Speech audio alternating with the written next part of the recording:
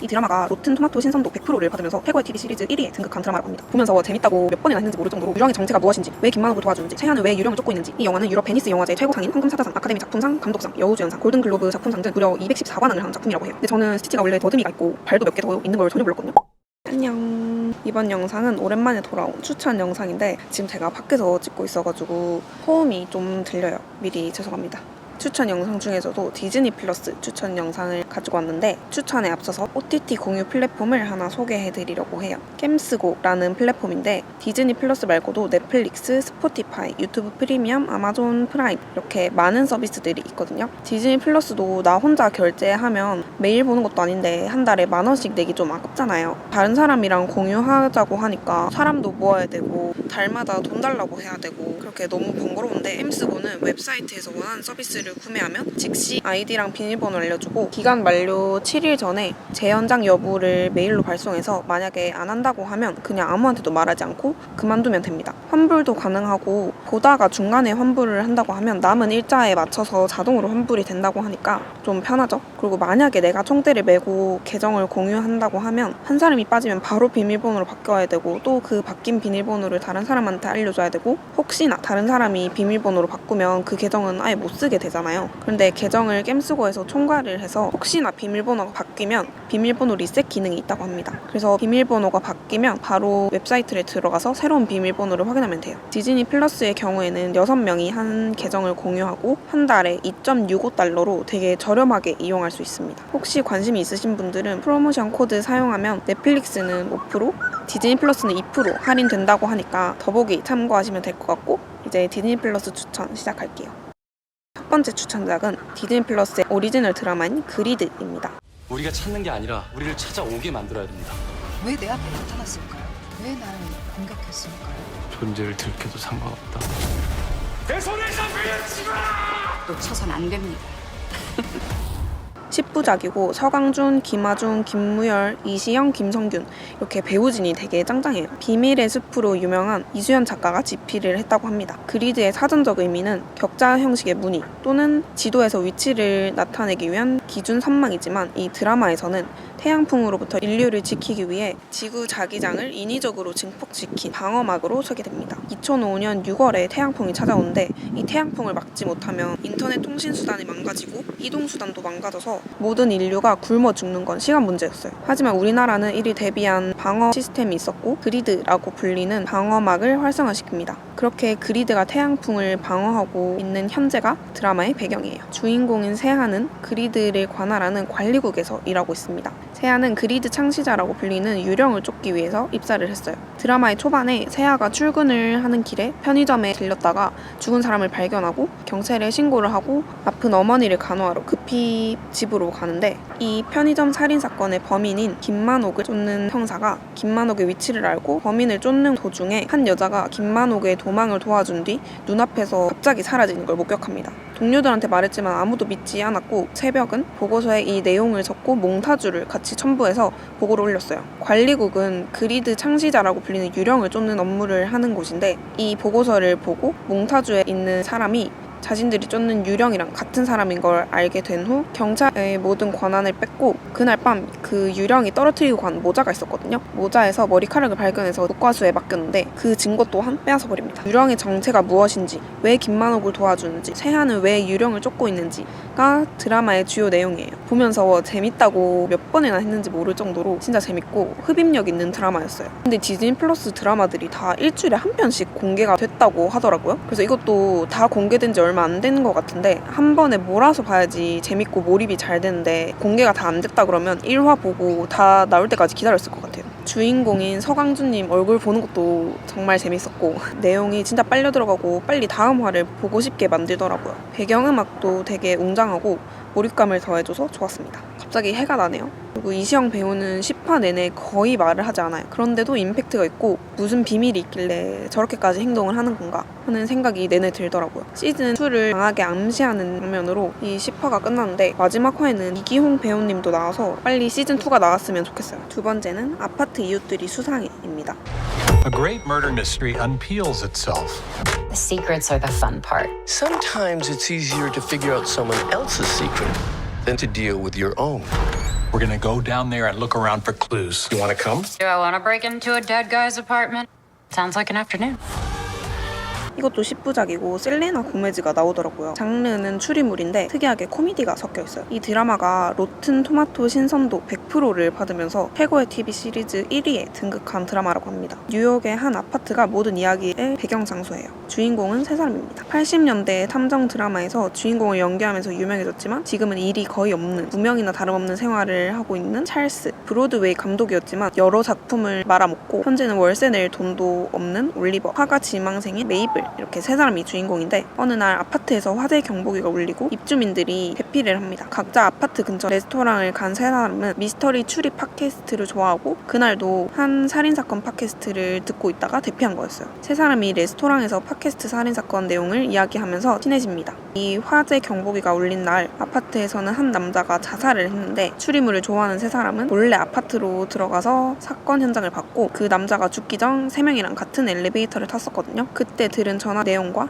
몇 가지 정황을 바탕으로 자살이 아니라 살인사건이다 라고 확신을 합니다. 그리고 자신들끼리 살인사건을 조사하기 시작하는데 브로드웨이 감독이었던 올리브가 이참에 우리도 팟캐스트를 시작하자 해서 이 추리하는 과정을 팟캐스트로 공개하고 팟캐스트를 시작하게 됩니다. 70대 남성 2명이랑 20대 여자 1명. 뭔가 조합이 특이하고 잘 맞을까 싶기도 한데 화를 거듭할수록 케미가 잘 맞고 서로를 이해하게 되는 게 보였어요. 팟캐스트를 하면서 엉뚱한 추리를 하기도 하고 맞는 추리를 하기도 하면서 점점 진실에 가까워지고 범인을 찾는 과정이 되게 재밌더라고요. 메이블의 과거가 나오면서 긴장감을 주기도 하지만 그때마다 찰스랑 올리버가 재밌는 모습을 보여줘서 코미디라는 요소도 잘 짜여져 있다는 느낌을 받았습니다. 7화에서는 한 인물의 관점으로 진행이 되는데 그 인물이 청각장애인이에요. 그래서 소리가 안 나오고 청각장애인이 들을 법한 소리만 나오면서 화가 전개되는데 이 점이 되게 특이했거든요. 근데 긴장감을 진짜 바짝 조여줘서 더 몰입이 잘 됐던 것 같아요. 시즌2는 올해 가을에 방영된다고 하니까 조금만 기다리면 바로 시즌2를 볼 수 있을 것 같아요. 3번째는 디즈니 애니메이션 스티치입니다.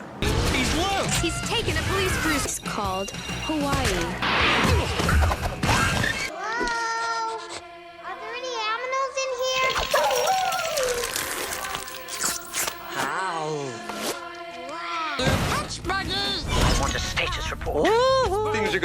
사실 다들 스티치라는 캐릭터는 잘 알고 계실 거예요. 저도 이번에 움직이고 말하는 스티치를 처음 봤거든요. 근데 제 예상과는 다르게 되게 B급 감성이고 웃긴 장면이 많더라고요. 릴로와 스티치라는 2002년 영화가 제일 처음 시리즈이고 시즌 1, 2가 있는 에피소드가 여러 개인 애니메이션, 그 다음으로는 영화 3편이 각각 있어요. 그 중에서도 제일 처음 시리즈인 릴로와 스티치 영화 줄거리를 소개해보겠습니다. 주인공인 릴로는 19살인 언니 나니와 함께 하와이 섬에서 둘이 살아요. 같이 살지만 두 사람은 각자의 방식을 고집하느라 계속 싸우죠. 스티치는 파괴를 하고 피해를 입히기 위해 만들어진 실험용 외계 생명체입니다. 그런데 스티치의 탄생을 마음에 들어하지 않는 우주 연방 총사령관이 스티치를 만든 과학자는 감옥에 가두고 스티치는 외딴 행성으로 보내버리라고 명령을 하게 돼요. 행성으로 가게 된 스티치는 보내지려던 순간 우주선을 뺏어서 타고 지구로 향해 도망치게 됩니다. 지구에 떨어진 스티치는 도망을 치다가 트럭에 치였고 동물보호소로 가게 됩니다. 강아지 입양을 원했던 릴로와 함께 보호소에 간 나니는 스티치를 발견하고 릴로가 스티치를 너무 마음에 들어해서 입양을 하고 함께 집으로 갑니다. 하지만 파괴를 목적으로 만들어진 스티치는 다니는 곳마다 아수라장을 만들고 릴로의 말도 듣지 않죠. 그러다 나니의 아르바이트 장소에서도 사고를 치고 나니는 일자리를 잃게 돼요. 얼른 새로운 장소에서 일자리를 구하지 않으면 릴로는 시설로 들어가야 하기에 새 일자리를 찾으며 여기저기를 다니고 언니를 따라다니면서 릴로는 스티치에게 가족에 대해 알려주며 행동을 교정하려고 합니다. 근데 저는 스티치가 원래 더듬이가 있고 발도 몇 개 더 있는 걸 전혀 몰랐거든요. 그래서 처음 보고 너무 징그럽다고 생각을 했었어요. 그리고 말을 할 수 있는지도 몰라가지고 전 당연히 말을 못할 거라고 생각했었는데 말하는 게 웃겨서 뭔가 그것도 마음에 들었고 릴로와 나니를 가족으로 받아들이면서 같이 지내는 모습이 좋았고 디즈니 이야기 같다라는 생각을 했습니다. 4번째는 노매드랜드라는 영화입니다. My mom says that you're homeless. Is that true? No, I'm not homeless. I'm just houseless. You may want to consider early retirement. I need work. I like work. What did you name your van? Vanguard. Oh, that is very strong. She is.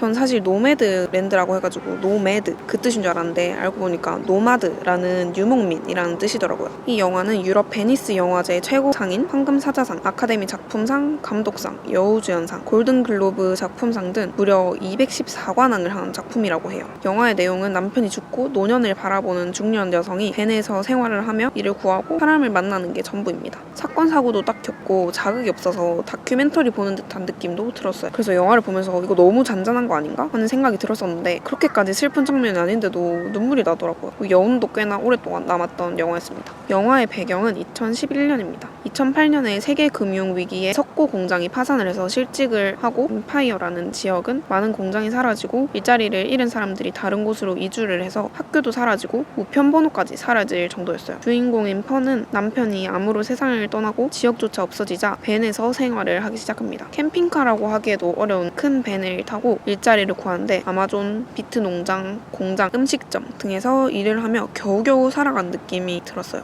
영화 초반부터 길가에 차를 세우고 볼일을 보는 모습을 보여주면서 펀의 삶이 녹록지 않다고 보여줍니다. 영화 중간중간에도 차에서 생활을 하면서 일을 하는 모습이 얼마나 힘든지를 수시로 보여주면서 길거리 생활이 낭만적이지 않다는 것을 계속 이야기해요. 펀을 연기한 이 배우와 일부 출연진을 제외하고는 진짜 노매드들을 조연으로 캐스팅했다고 해요. 그래서 이 주인공도 영화를 찍은 내내 실제 노매드들과 똑같이 아마존에서 일도 하고 벤에서 생활을 하면서 노매드 생활을 체험했다고 합니다. 대부분의 노매드들은 주인공이 배우인지도 몰랐다고 하는데 그래서 촬영이 끝나고 남편을 잃고 떠돌이 생활을 하는 걸 위로해줬다고 해요. 이 주인공이 배우라고 말했을 때 다들 놀랐다고. 영상미도 좋고 음악도 좋고 내용도 너무 좋았던 영화였습니다. 혼자 어두운 방 안에서 보니까 이 감정이 더 극대화된 것 같았어요. 중간에 한 여성이 문신을 소개하면서 가장 좋아하는 가사를 읽어주는 장면이 있는데 집은 허상일 뿐인가, 마음의 안식처인가, 그룹 모리시의 Home is a question mark 라는 곡의 가사였어요. 곡의 제목이 영화의 주제 같다는 생각이 들더라고요. 비가 오는 저녁에 불 다 꺼놓고 혼자 보면 좋을 것 같습니다. 5번째는 프리가이라는 영화입니다. Guy, it's a video game. Is this what recreational drugs feel like? In 2 days, the game is gonna shut down. What if we can save it? 라이언 레놀즈가 주연이에요. 라이언 레놀즈가 맡은 가이라는 캐릭터는 프리시티라는 도시에 삽니다. 프리시티는 날강도가 수없이 존재하고 총격전이 하루도 빠짐없이 일어나는 도시로 선글라스를 낀 사람들인 히어로가 지배하는 곳이에요. 가이는 매일 아침 빈붕어한테 인사를 하는 걸로 하루를 시작하고 카페에서 똑같은 커피를 사 마시고 은행원 일을 합니다. 매일 2시간 간격으로 은행 강도가 들이닥쳐서 총을 난사해도 그냥 그러려니 하는 프리시티에서 어느 날 가이는 길에서 본 한 여자에게 첫눈에 반하게 됩니다. 근데 사실 이 세계는 비디오 게임 아니고 가이는 게임의 NPC였어요. 선글라스를 쓴 사람들은 게임 플레이어들이고 여자 또한 플레이어였죠. 가이는 여자와 이야기하기 위해서 선글라스를 훔쳐 끼고 여자를 만나려 했습니다. 마침내 만나게 된 여자는 이곳은 게임 아니며 곧 이 세계가 파괴될 거라고 경고하죠. 가이는 프리시티를 구하기 위해 히어로가 되기로 결심을 하고 프리시티를 구하려고 하는 게 이 영화의 줄거리예요. NPC가 프로그래밍된 행동을 하지 않고 직접 자아를 찾는 게 신선했고 재밌었어요. 뭔가 미래엔 AI가 스스로 제어할 수도 있지 않을까 하는 생각도 들었어요. 비디오 게임 아니라는 설정에 맞게 CG가 딱 게임을 보는 것 같아서 되게 재밌었고 그리고 웃긴 드립들이 되게 많이 나와가지고 그것도 재밌었습니다. 가볍게 보기 좋은 영화이고 꽉꽉 닫힌 해피엔딩이라는 게 전 너무 마음에 들었어요. 저는 열린 결말 진짜 싫어하거든요. 그리고 볼 때는 몰랐는데 휴잭맨, 드웨인 존슨, 크리스 에반스 등 카메오가 되게 많이 나왔더라고요. 그래서 그거 찾는 재미도 있지 않을까 싶습니다. 디즈니 플러스 안에는 내셔널 지오그래픽 콘텐츠들도 있어요. 그 중에서 마지막으로 추천할 작품은 고래의 비밀이라는 다큐멘터리입니다.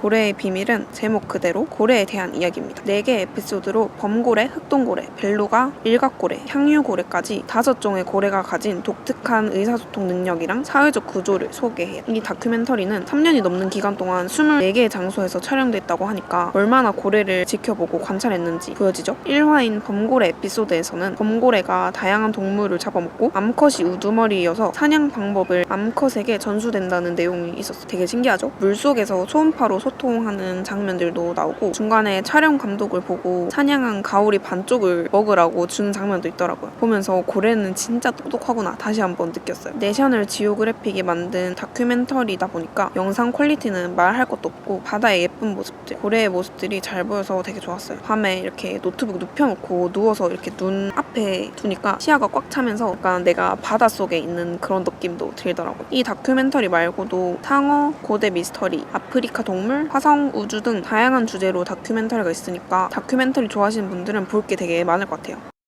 이렇게 디즈니 플러스에서 추천하는 6가지 작품들을 소개해드렸는데 어떠셨나요? 사실 완다비전, 로키, 어벤져스, 아이언맨, 토르 등 마블 시리즈는 너무너무 유명해서 제외를 했고 저는 마블 시리즈를 제일 좋아합니다. 다른 재밌고 이건 꼭 봐야 한다 하는 작품이 있으면 추천해주세요. 이번 영상도 봐주셔서 감사하고 재밌게 보셨다면 좋아요, 구독하기, 댓글까지 남겨주시고 다음 영상에서 만나요. 안녕.